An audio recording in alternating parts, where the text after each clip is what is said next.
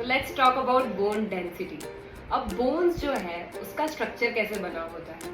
बाहर एक लेयर होती है जिसको बोलते हैं कॉम्पैक्ट बोन, और अंदर जो उसका स्ट्रक्चर होता है उसको बोलते हैं स्पंजी बोन।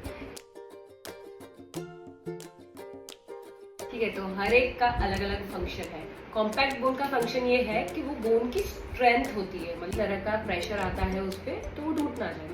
ठीक है, तो स्पंजी बोन जो अंदर होता है वो क्या होता है, it is a very densely structure, तो वो एक दूसरे के साथ ऐसे कनेक्टेड होती है। अब जैसे जैसे अगर किसी का कैल्शियम इंटेक कम हो गया है, या कोई एक्सरसाइज नहीं कर रहा है, ज़्यादा मूवमेंट नहीं ले रहा है, या मेनोपॉज हुआ है, तो उसमें क्या होता है कि ये जो कनेक्शंस है वो थोड़ी लूज हो जाती है, तो स्पेसेस हो जाती है लार्ज।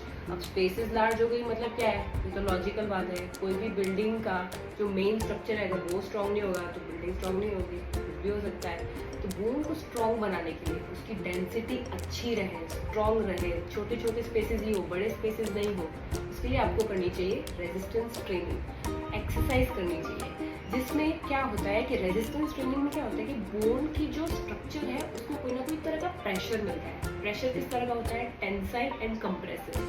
टेंसाइल एंड कंप्रेसिव को थोड़ा शॉर्ट में समझाते हैं, पुश एंड पुल। अब कोई बोन होता है, समझो ये बोन है, उसको पुश मतलब कि यहाँ से धक्का मारा जा रहा है, धक्का मारा जा रहा है। एग्जाम्पल समझो हम वॉक करते हैं तो हम जमीन को लगा के चल रहे हैं, that is a push force.